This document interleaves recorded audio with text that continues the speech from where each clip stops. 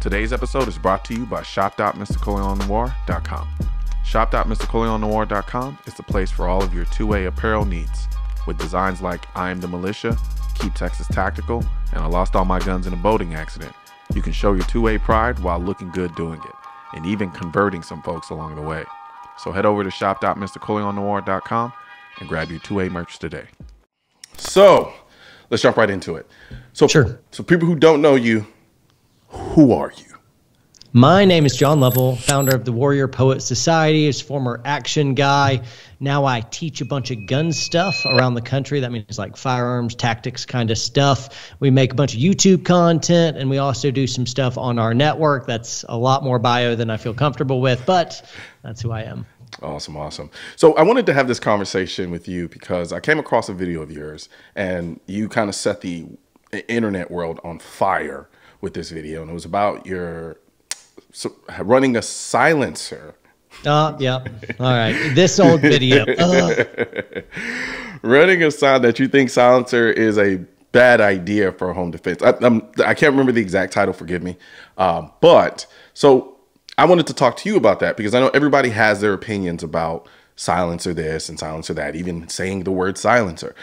And I just wanted to bring you on so that we can talk through that, because I think it'd be a good conversation for a lot of people to, one, hear you kind of explain that out even further, even though I'm sure you've already done it before. But for a lot of people in my audience who hadn't seen that video, who don't know you but now know you.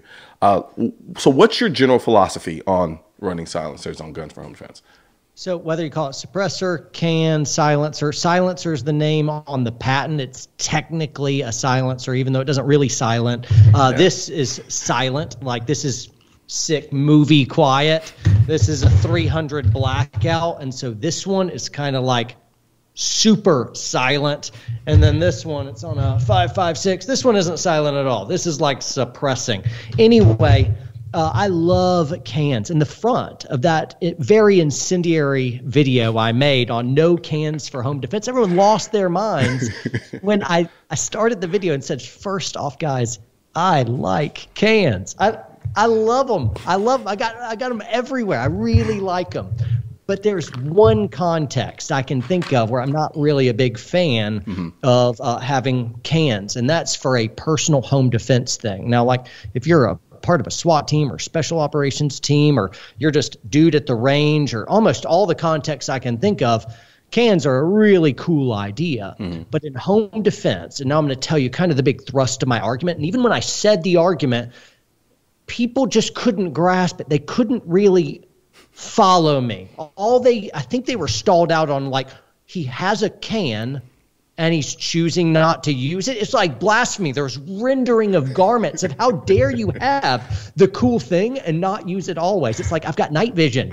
I love night vision. Night vision's cool. But there's some context that if you use night vision in areas of like photopic lighting conditions, it can get you killed because you're visible to the bad guy. You think that you're hidden and you're not.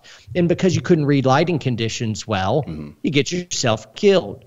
Anyway, sorry. See, I didn't even know all the that. lead up. Here it is. You ready? Yeah. All right.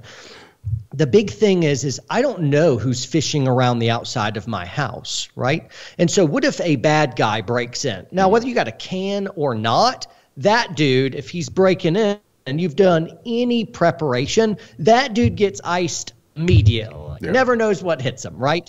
But who else is around the perimeter? Are there 2 or 3 people outside? In that video, I was holding in my hand a 300 blackout. It was actually these upper and lower receivers. And it was running subsonic ammunition, which means if someone was in another room, they would not register that a firearm had gone off. The action is actually louder than the shot report. It's stupid quiet. And so it just doesn't do the same psychological message telling as something like a louder gun would. Louder guns are scarier, period. They just are. Some people will freak out and be like, that's not true. And they're just, okay, fantastic. You have fun with that. I don't agree, but louder things are generally scarier, right?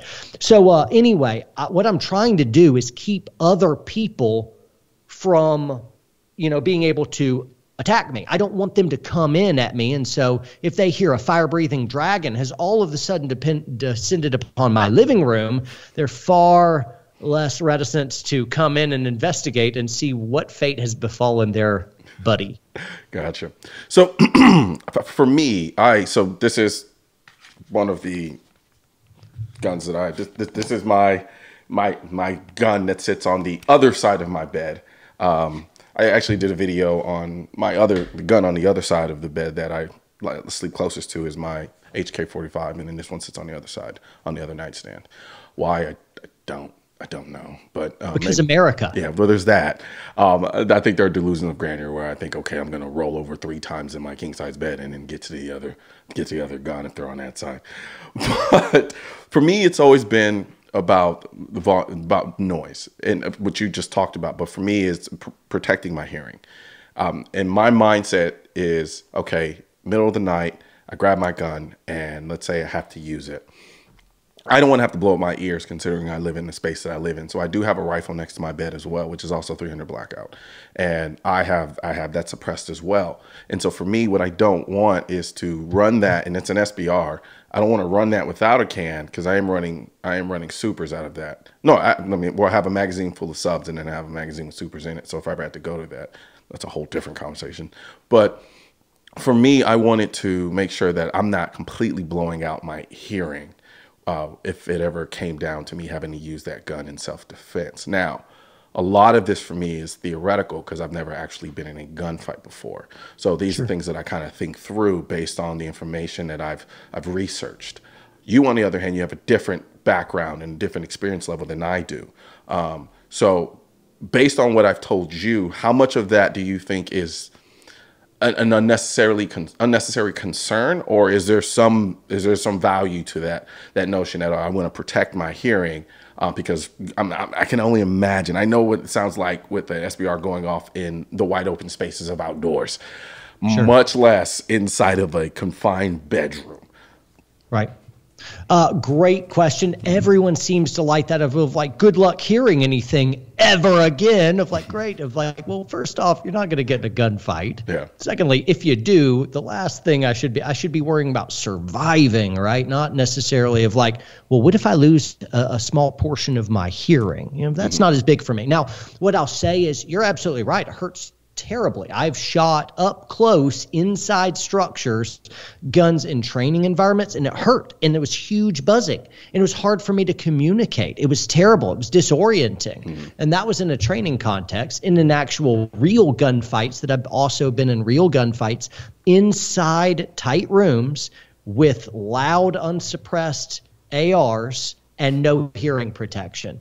And in the real situation, it didn't hurt at all. And in fact, I was I'm thinking of one situation right now, one of the kind of spookiest ones, where I just entered a structure. We were after a dude who was on the FBI's 10 most wanted list at the time. We'd kicked in the door. I just put a dude down, unsuppressed. I shot him with a saw, just point blank kind of thing.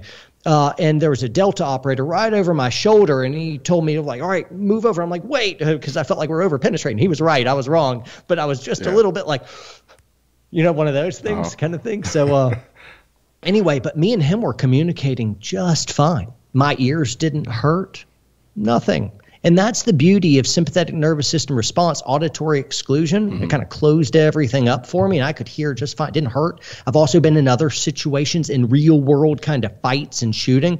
I didn't hear anything. I had 50 cows going off by me. I didn't hurt. It didn't hurt. I didn't hear it. And it didn't take my ability to really talk. It's kind of like you can get some of that like I remember wrestling back in the day where a wrestling coach was screaming something at me over and over and over. And I'd realize, oh, he wants me to do such and such. And then I'd become aware he's been saying that for a while. It just didn't register that I've been hearing it the whole time. It didn't register. So it can be a little bit of a fog.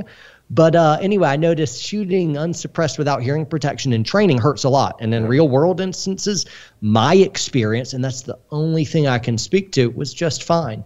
I have lost the top 10% of my hearing. It doesn't really affect me on a day-to-day basis. I don't have tinnitus, even though I've had tons of rocket attacks, a lot of explosive breaching, a lot of firearms going on. I've operated on lots of rotary wing and fixed wings, and so my hearing's gone through the ringer. You got to do quite a bit of different iterations over a prolonged period of time to develop horrendous tinnitus that disallows you from hearing.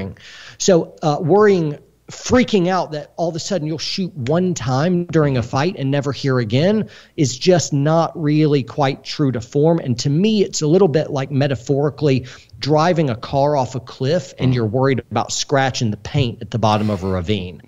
You know? Fair enough. I think for me, I had my one experience, notable experience that I had with shooting a gun without ear pro was actually the very first time I hunted. I was shooting a 30-06, and I remember I can't remember the animal. It was like a little rodent, and I just took a pop shot at it, forgetting that I didn't have any ears on. And all I remember, I didn't even hear the shot go off. I just remember it going bing, and it was a little startling, to say the least, and it kind of terrified me a little bit. I'm like, man, I'm not going to hear it again for the rest of my life. Now, at this point, I was just now getting into firearms, so I didn't really know much about them other than, you pull the trigger and they go bang. And I think since then, I'd always been really big on the notion of, all right, well, let me do what I can to mitigate whatever hearing loss I'm already dealing with. Because unlike you, I do have tinnitus. That's very low level. It kind of, if I'm stressed out, it'll be a lot, I'll notice it a little bit more, or that at the end of the night when you put your head on a pillow and it's just like, those kind of things, or if I'm hungry or something like that. But so my mindset goes, okay, I don't want this to ever get any louder. So I try to do my best when I'm shooting to mitigate that. So even when I go to a range, especially indoor ranges, I'll wear 2 sets of ear pro. I'll have in ear and over the ear when I'm shooting. That's a good idea. Yeah, I like that. And I couldn't agree more. And then even ironically enough, even suppressed, I will use ear pro if I'm shooting anything that breaks that sound barrier. I'm running ear pro. Now, if I'm shooting subsonic 300 blackout, as you talked about, I'm not putting on ear pro. I think it's a travesty to wear ear pro and shoot subsonic 300 blackout or 45 subsonic. Any subsonic round suppressed, you're doing yourself a disservice if you're wearing ear pro. Enjoy your thing, man. Exactly. Enjoy. It's too fun not to enjoy to the fullest. But anything over, once you hit that, start breaking that sound barrier and you get that crack, that's when I'll throw on maybe 1, 2, or 3 shots. And then the ear pro will come on if we're going to do continued shooting at that point. But I want to go back to something you said, because I don't think everybody understands it. Auditory exclusion. So there are going to be a lot of people watching this who've never even heard that before. What is auditory exclusion for people that don't really know? So as soon as adrenaline dumps into your system, there's a bunch of very predictable physiological responses. They won't be exactly the same for everyone. One thing is you'll happen to have something like visual narrowing. So right now, peripherally, I can see all this. But if all of a sudden, if that chipmunk or whatever you shot at was a charging bear, your vision would go, and it allows you to kind of see everything right here almost in 60 frames per second. But it borrows from your peripheral vision so it can hyper focus in here. Deer do that too. And so it's a survival mechanism that allows you to borrow all this vision to really focus on here. Auditory exclusion is basically a closing up and a protection of your eardrums. Also, your blood will take away a lot of your blood that's pumped to your smaller extremities, and it'll flood your major muscle groups with blood as well, which allows you to use gross motor skills better. But your fine motor skills, unless you have really practiced fine motor skills under stress, sometimes that can be a little bit more difficult. And so basically there's this chemical cocktail that happens when adrenaline is pumped into your system. And so what you would think is going to happen in real life, your physiology kind of changes the moment you get under horrible fear stress, not just timer stress. It's fear stress. And so until you kind of go through that, it's just, and go through it enough. Anyway, there it is. So what situation from a civilian standpoint, say for instance, someone like me, I live in downtown Dallas. Do you see what use do you see for someone like me having a suppressor on their guns? Well, I think one of I love cans, and in other different foreign countries, the stigma is kind of removed. Mm-hmm. Like it's real hard to get guns in different countries, but cans are easy because it's just part of hunting, and it's just a good idea to protect your hearing in the first place. I think movies have probably made them stigmatized, and this is why so many people jump on no, it's a suppressor, not a silencer, because they're trying to battle that cultural element, and I get it. That's pretty good, and so people freak out about the cans because they feel like we're all interested in sensory removal. By the way, sensory removal, super dope thing to think about. So it's like, whatever. I don't know. I think almost all uses, cans are a really, really cool thing. It's hard of like I like cans for everything, except this one home defense issue. Most people watching this, I think they'll disagree with me just on the basis of cans are too cool not to use every moment. And I can respect that. I'd be like, dude, party, then you run your cans in your house and we'll just live and let live. And you know what's funny about that is I don't really run so when I talk about running cans to protect my hearing, it isn't so much that I want them to be deadly silent. I actually, generally speaking, like even the 300 Blackout that I carry on a day-to-day basis as my truck gun, I run it with a magazine full of supers. So even and I'm running like a Silencer Code Mega 9K can. So this can's like this big. So it's not even really making it that quiet. But for me, it'll cut out that bite, that bark, right? Now, granted, I'm preparing for something that I haven't experienced yet, and you have. So, and you brought up a good point. It's the idea, the auditory exclusion component of it. At that point, I'm really not going to be concerned about how loud that gun is if it comes to the point where I've had to pull it in the first place. Right. But go ahead. Can I bring up some other objections people had since we broke it up? I can kind of predict some things that people say. Other people says, well, good luck communicating with your family. Mm-hmm. And I'm like, why is your family anywhere near you while you're gunfighting? So step one, my alarm is going off. And based on that alarm, my family all has different things that they're supposed to be doing, right? My boys are supposed to go to their safe hiding place. And if the alarm isn't already going on, and they're not supposed to come out, mom also has activities that she's supposed to be doing. She's grabbing gun and phone and moving to support the boys. And they're on a whole different level than me. And my main floor is all daddy's land. So I can shoot anywhere I want. And that happens immediately. And if our alarm isn't going off, then we have panic buttons on our bed. We'll set it off immediately. And she's monitoring cameras and she's talking to police and she's holding down the fort while I have gone to fallback position number one. In no instance should I be fighting with little kids at my feet. And if I am, just know your home defense plan is the worst home defense plan. You got a castle and you can set up that castle any way you want. And so the whole idea of good luck communicating with your family, of like, I have nothing to communicate. If all of a sudden something comes, I've already made a plan in advance that ensures I don't have to communicate on the spot. A second objection is, well, I would just have Ear Pro ready by my bed. And I'm like, okay, that's great. And now I did that for like I'll also have night vision and a light kill switch and some body armor. And then I'm going to hit on my, Siri, play Let the Bodies Hit the Floor and turn all my rooms red. It's kind of like, it's kind of like if you got time for all of it, then party on. But our big problem is a lot of times we're behind the power curve. And so if you have time, then supersonic hearing, party on. But I imagine I'm going to be in this gunfight in my boxers with an AR. And if I have time for one thing, maybe it's my plate carrier. But anyway. True. Ironically enough, I do keep a plate carrier by my bed as well.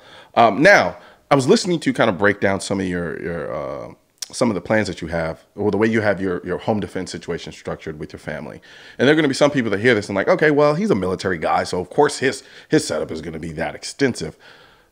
But what about for the normal people out there? Do you think that's excess to set up to such a degree where, you have panic buttons, everyone knows where to go immediately when guns go off, so forth and so on? Now, I agree with you, but for somebody who's like, I think that's a bit much. No problem. And I can respect that. You don't have to go where I've gone. This is how my brain works. And I'm quite really of like, yesterday I was at the pool going down slides with my sons, and we're playing in the pool and tag and me and my wife are sitting on the sofa, either reading or we've been watching Shark Tank lately. We're just normal folks, you know, we're just normal people living our lives. But security stuff, if we have our little plans and we just do a little bit over time and it ends up stacking up to a lot, but we're not like buttoning down the hatches and doing like the bunker thing with paint on, you know, face paint on. So if somebody's kind of new to the whole home defense, and this is all sounds crazy talk, really what I'd say is just find one little baby step and take it and just focus on that for now. So step one is you get a security sign, whether you have an alarm or not, and you stick it in your front yard. That'll decrease your odds of victimization by 300%. 300, just put the stupid sign out. It'll cost you $6. And then you're probably never going to be picked as a victim. Next thing, let's make sure we have security lighting around the perimeter so nobody can approach your house. You know, let's get an alarm system. Okay, great. Now let's get motion activated video cameras. Let's also get some door braces so that no one can kick open your door again. These are on all of my doors at night. And then we got panic buttons, and then we got our guns and stuff. So you notice I went through all of that before I even said guns, because if I don't have enough early warning and entry denial, I don't ever have opportunity to get to the guns. And so what you do is you take one thing I said, whatever's the next step for you, do that step, and then just maybe kick your feet up, rest a little while, and pat yourself on the back that I'm a little safer today. So I'm good with little steps over time. Gotcha. Now, I wanted to go, something came up while you were talking about that. I was running through my head as well, because for me, the way I have my situation set up, it's all about early warning. Now, I don't have kids. I don't have a wife. You know, I'm 90% of the time by myself. But I want to know what's going on as soon as possible, because I imagine I'm going to be asleep. I'm going to be woken up, and I'm going to be completely dazed. But I need to know, okay, something has gone awry. And so the early warning, for me, everything is early warning. I need things to be as loud as possible when they go wrong. If there's any type of breach, whether it's a glass break, a door open, it needs to notify me as loud as possible. That being said, I live in Dallas and I live downtown. So there was a period a few months ago where we were dealing with protest, and which turned into inevitably riots at some point. And I was literally just a street over from all of the chaos that was going on.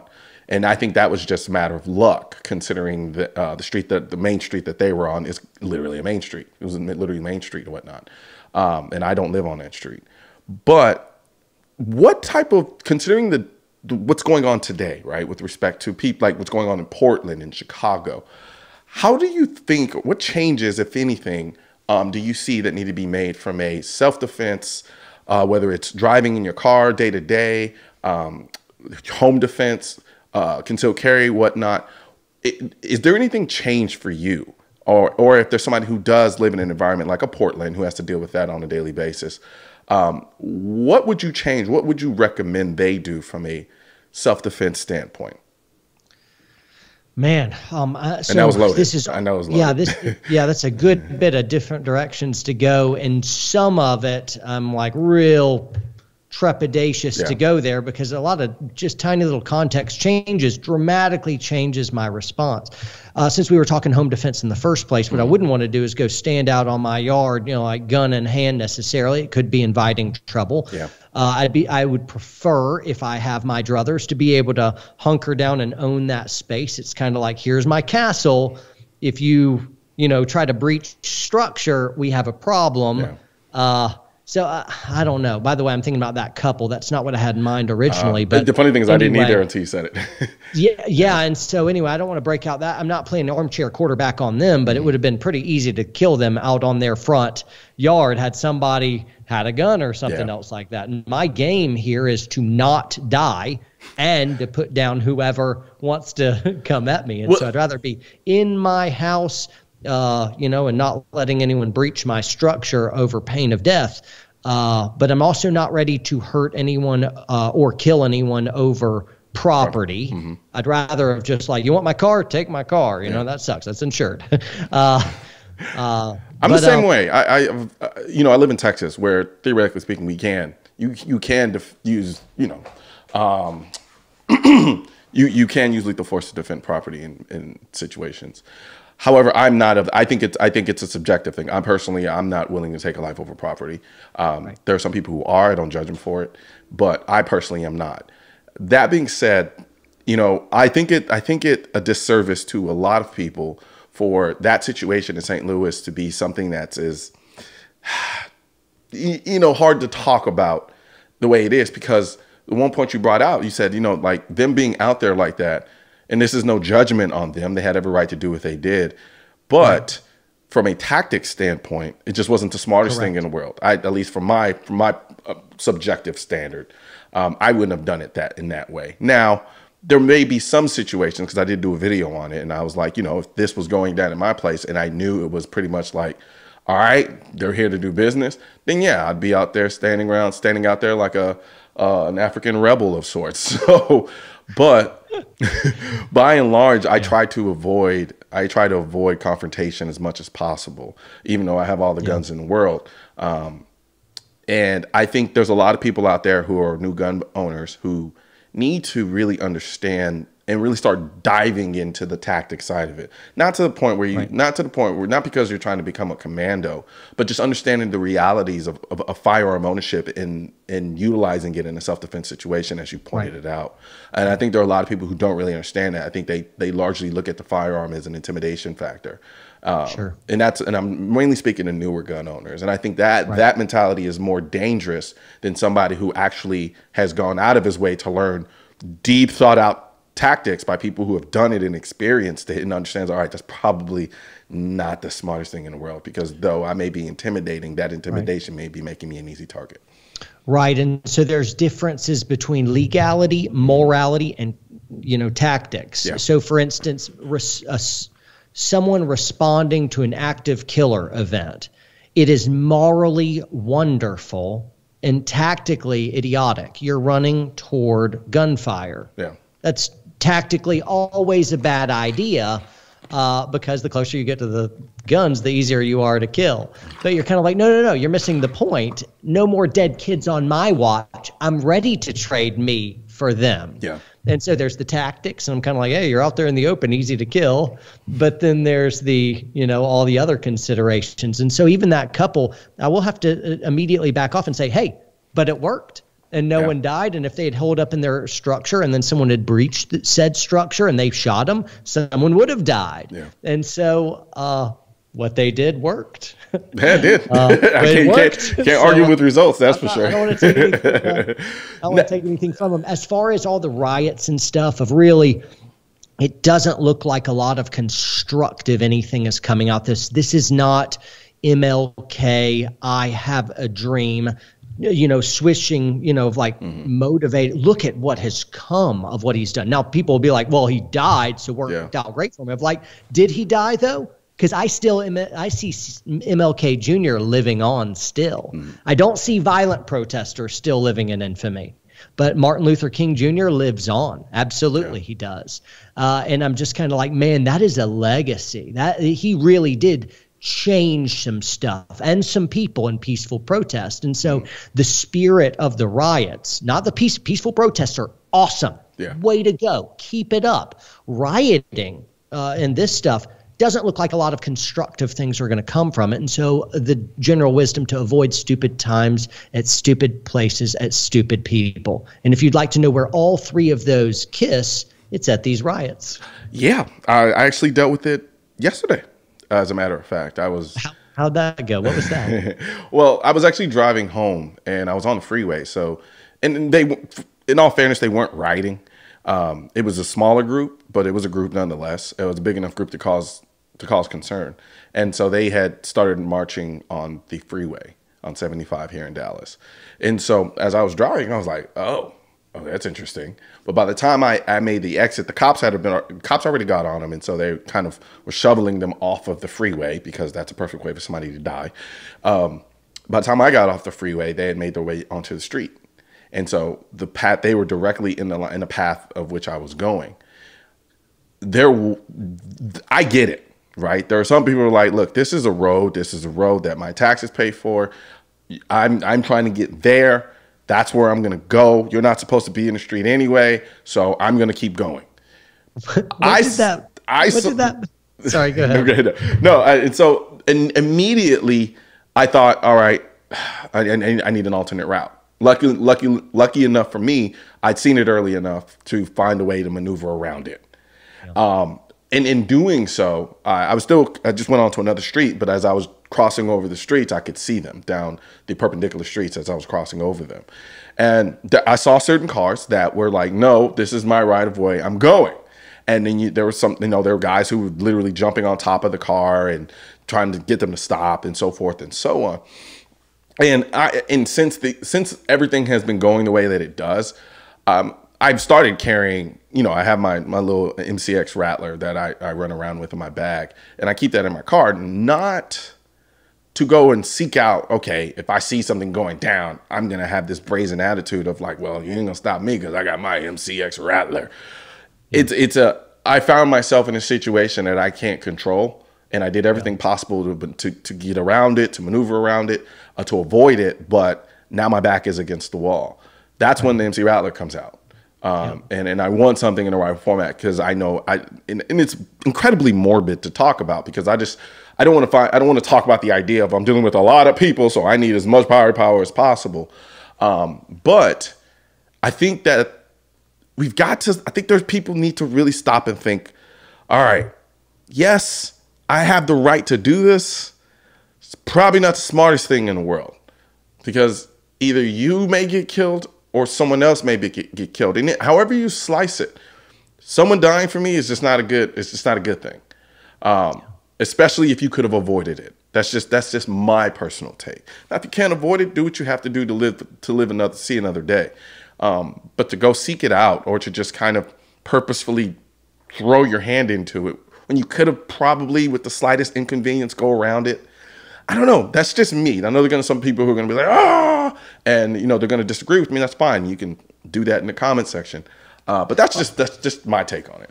Well, and I bet if I just change the context just a tiny bit of but they're beating children. You're like, oh, game on. You're immediately I'm like, nope, not anymore. You're inserting yourself. And so, man, I think there is a time to whatever of I didn't start this problem, but I'm going to finish it right now. And there's times for that. And then there's times for, hey, everybody's just really angry. They're going to scream a bunch and walk across the freeway. And I'm going to try as hard as I can not to kill anyone for it. I'd like to not have to kill someone over that. And so that's someone's road raging out and they're like, pull over. Yeah. Okay. No, if I pull over and you do something stupid and you force me to kill you, that's a bad day. And so I'm going to not pull over to save your life. I'm trying to rescue you, bro. And so I will not pull over in the road rage thing. Yeah. I'm trying to save you, bro. And so flip me off and ride my bumper and then peel off. And I'll just be like, you're welcome. I saved your life just now. I actually did a video about that. I want to know how that organizational phone call happened for these riders of hey, Colion, I'm extremely mad. And I thought maybe me and you could go stand in the freeway. What did that call? I don't know. I just don't think let's stand on the freeway. I just don't think it's the smartest thing to do. I know how I drive, right? At any given point, I may be telling on myself here, but I could be doing an upwards of 90 to 100 on 75 at any given moment.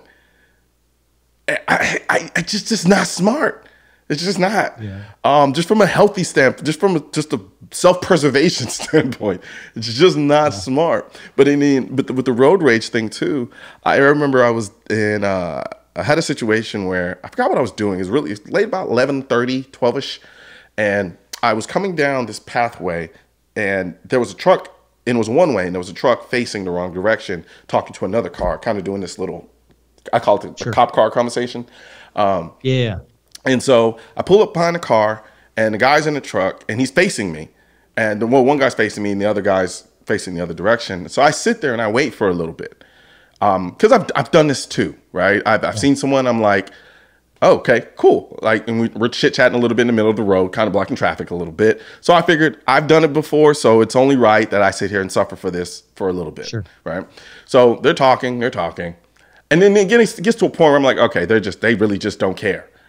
So then I lightly tap on the horn. I tap on a horn, and immediately the car in front of me goes once I do that. Now, the guy in the truck looks at me and sneers at me. But I'm like, whatever, I'm trying to get home. So the car goes, I pass him up, and as I'm passing him up, he's sneering at me, just kind of mean mugging me. And then as soon as I pass him up, he makes this very aggressive U-turn. Yeah. And I was like, okay, that's odd. And so as I'm coming out to make a left onto the street that's perpendicular to the street I was on, I see him coming up behind me at a high rate of speed.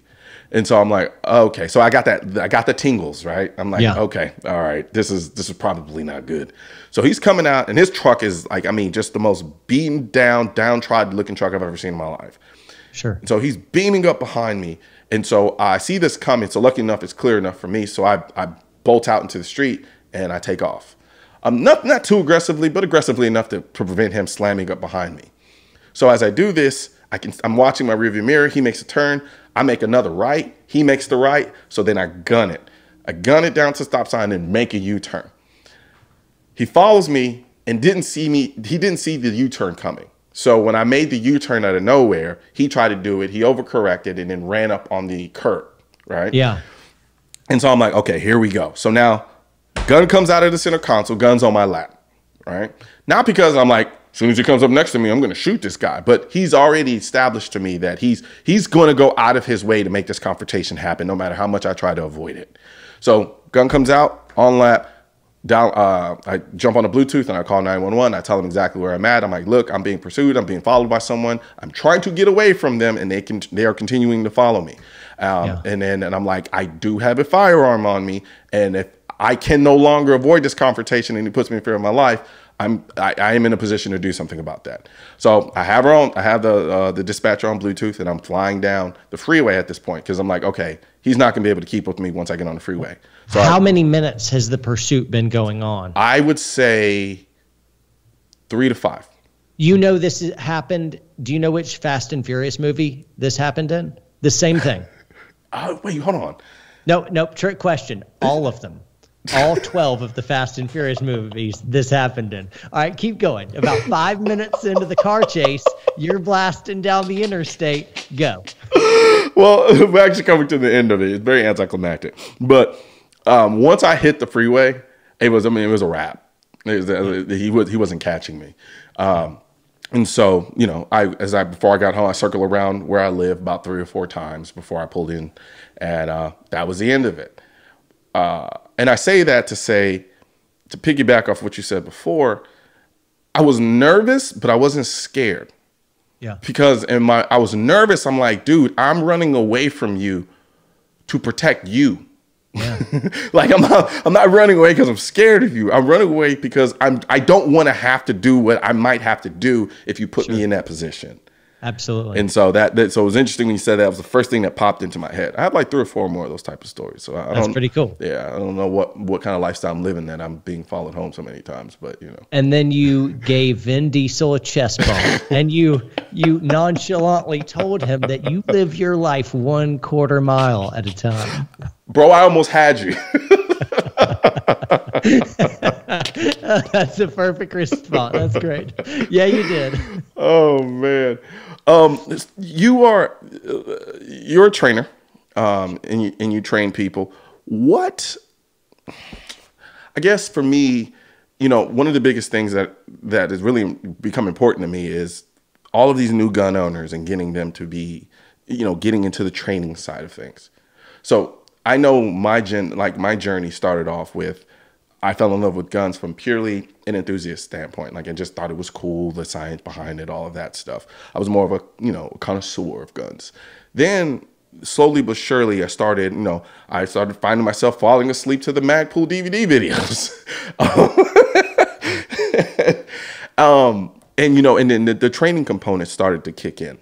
What would you say to the new gun owners out there that have gone out because of COVID and the pandemics and the riots and so forth and so on, who went out and bought a firearm for the very first time and really don't know anything about firearms other than buying the gun?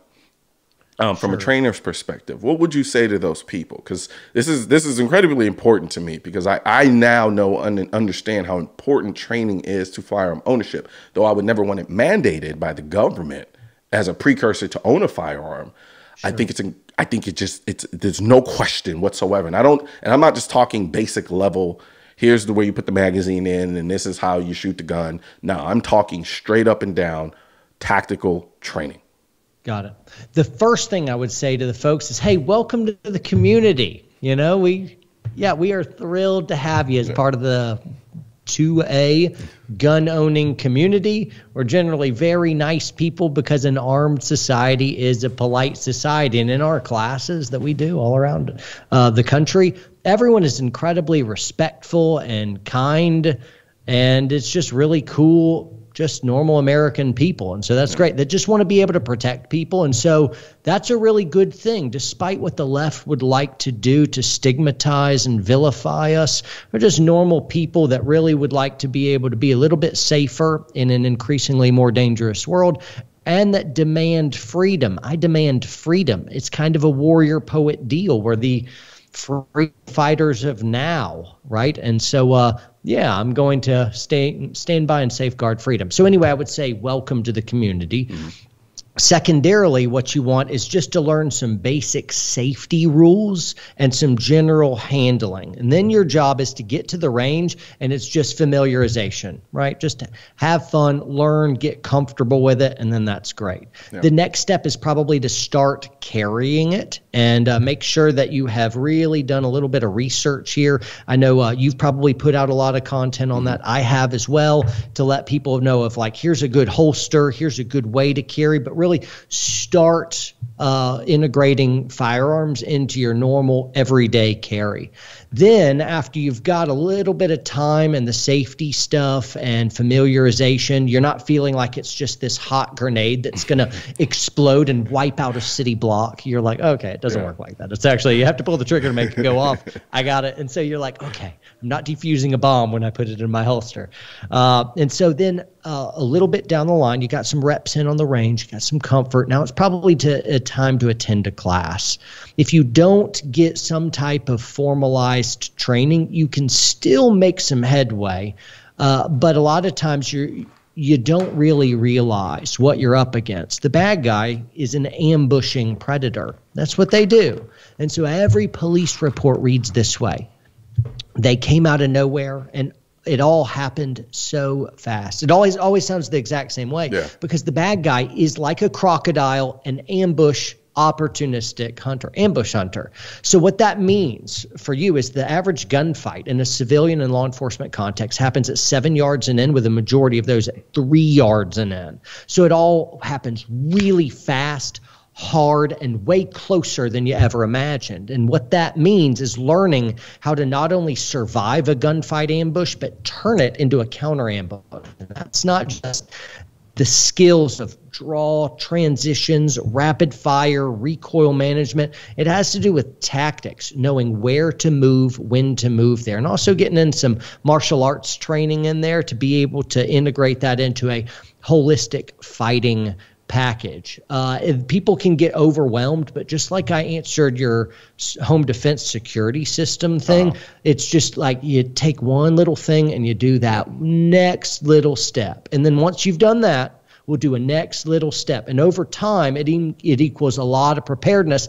And guess what? Guns are fun anyway. You know, guns are fun. Enjoy the process. At the worst case scenario, you'll never use any of it, and you'll have a great time. You and your wife shooting on the range, having fun, and she's looking cute as a button, and you get some pictures, and you feed the gram. It'll be great.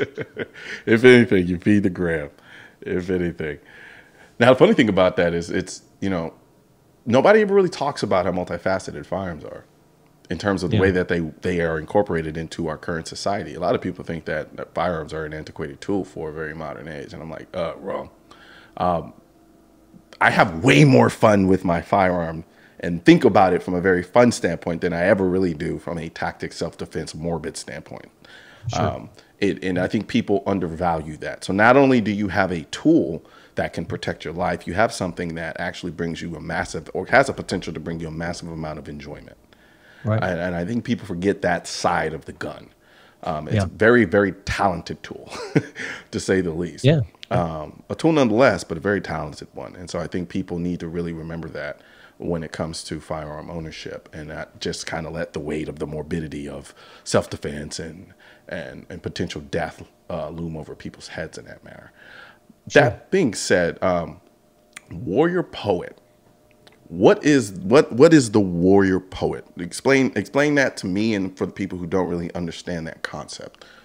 Sure. Our society, basically, we're just like-minded people that gather around an ethic, a formal ethos. And that's basically, we are folks that live for higher purpose, whatever that is for you. Yeah. And we're ready to sacrifice in the defense of others.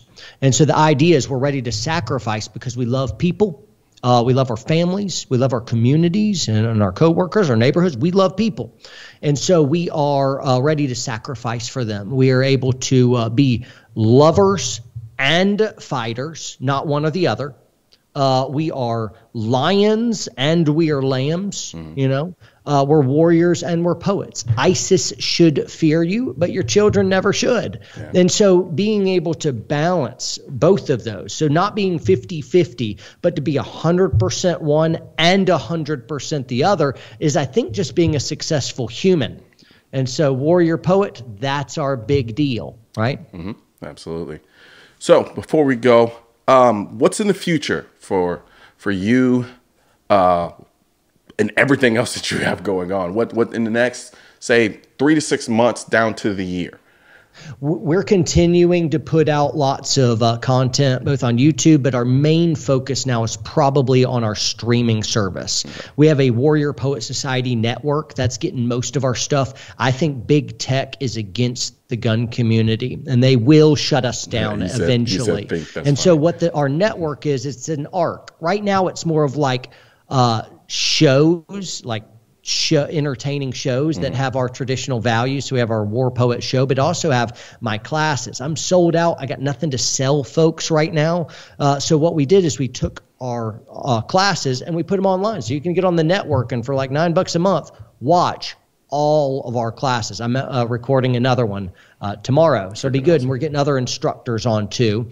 And so we're adding more and more content, but this will allow us to have our own platform that no one can take away from us. And we're on iOS, we're on Apple TV, Roku, Amazon, Android. We're on all those major platforms. You download the app and there's the content. And so it's a good way to support us as we try to make an arc. And if all of a sudden YouTube shut everyone off, we've got a network that we can pull all of our buddies onto. We're not YouTube 2.0. We're not trying to do that. We're making shows and classes on our network now. But if we had to shift and pivot, we've got a platform that can do that. So that's what we're mainly doing now. Nice. So if people want to find you, where can they find you? Type in Warrior Poet in the internet. You sound like me. Somebody asked me, I'm everywhere. I don't want to say I'm arrogant or anything like that. I'm like, but we have many leather-bound books. We're a very big deal. Just kidding. That's an Anchorman reference. You folks that sharpshoot me of like, that was not funny. I'm like, dude, it was an Anchorman reference. Will Ferrell. It was technically funny. That was hilarious.